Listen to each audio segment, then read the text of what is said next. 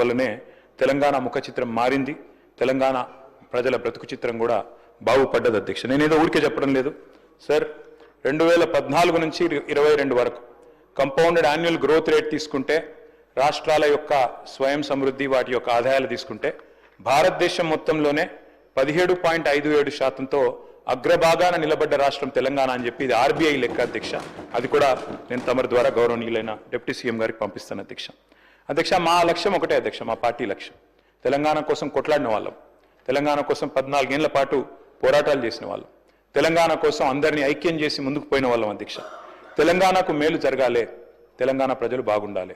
అధికారంలో కాంగ్రెస్ ఉండొచ్చు, మేము ఉండొచ్చు, భవిష్యత్తులో ఇంకెవరైనా రావచ్చు, కానీ తెలంగాణ బాగుండాలన్నదే మా సంకల్పం తప్ప వేరేది కాదు అధ్యక్ష. అధ్యక్ష, పదవులు శాశ్వతం కాదు అధ్యక్ష. మాకు పెద్దలు కేసీఆర్ గారు ఎప్పుడు చెప్తా ఉంటారు, గెలిచినప్పుడు పొంగిపోవద్దు, ఓడిపోయినప్పుడు కుంగిపోవద్దని. అట్లే అధికారం ఎవరికీ శాశ్వతం కాదు. ఎందుకంటే 2004 నుంచి 14 దాకా వారు అక్కడున్నారు, మేము ఇక్కడున్నాం. 14 నుంచి 23 దాకా మేము అక్కడున్నాం, వారు ఇక్కడున్నారు. ఇవన్నీ మారుతూ ఉంటాయి అధ్యక్ష. కానీ ఒకటి మాత్రం వాస్తవం అధ్యక్ష, జనరల్గా రాష్ట్రాలు ఎప్పుడైనా కూడా బడ్జెట్లు ఎప్పుడు పెడతాయి అధ్యక్ష?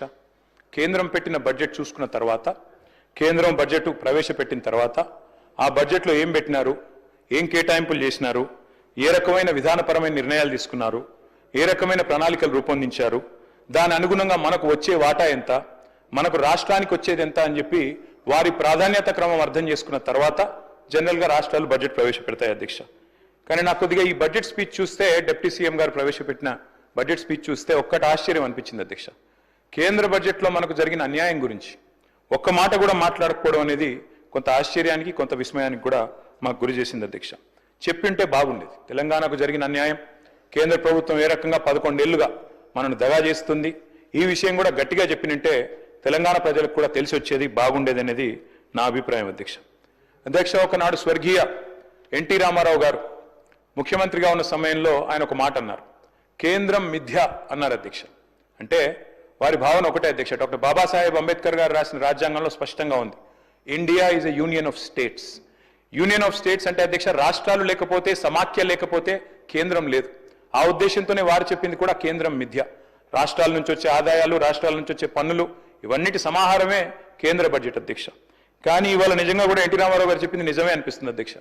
ఎందుకంటే కేంద్రం నిజంగా కూడా మనకు తెలంగాణ కాడికి వచ్చే వరకు మాత్రం మిథ్య అని అనిపిస్తూ ఉన్నది. వాళ్ళు అసలు పట్టించుకుంటలేరు అధ్యక్ష.